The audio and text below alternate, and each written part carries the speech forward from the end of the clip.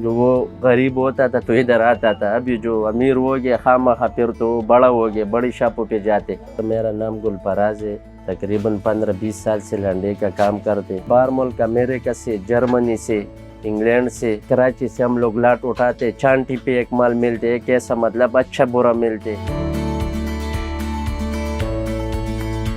लंडे का चीज़ अच्छा भी मोते, फायदार मोते और ओरिजिनल मोते और हर किस्म का खाते। गरीब भी माते, अमीर भी माते। जो चांटी लेते अच्छा चीज़ का वो महंगा पड़ते, जो थोड़ा नॉर्मल है फिर वो सस्ता होते। 800-1000 रुपए का चीज़ भी मोते और मतलब जब साफ होते हैं ना वो फिर महंगे होते। उस हिसाब से इसका रेट हम करते।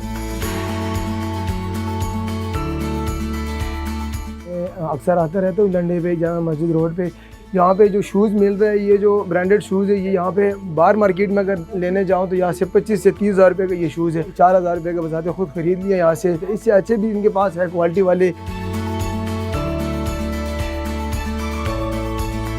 असल गाहक तो वही होते हैं जो लेदर और रिक्सिन में फ़र्क करते हैं ना। जो रिक्सिन की चीज़ है वो तो शो के लिए चल जाते हैं। जो लेदर है नहीं, ऐसा चीज़ है बेशक सिलाई करो लेदर 10 साल हम कुछ होता नहीं है।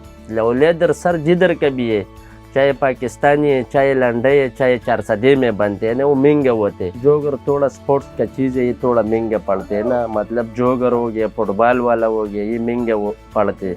जो लेदर है ये फिर उस हिसाब से थोड़ा नॉर्मल होते हैं। जो स्क्रिप होते हैं इसमें थोड़ा डैमेज हम होते, तो उसकी वजह से हमारा अपना कारीगर होते हैं ना। जब सिलाई की ज़रूरत हो, सिलाई होते हैं, इसका जो असल सलोशन होते हैं ना उससे बनाना पड़ते। फिर वो गाहक का वक्त निकालेगा। LP देने वो तो नुकसान होते हैं ना, फिर वो फट जाते हैं। गाहक दूसरा दिन बोलते हैं ये तो गलत ही है ना, धोखे।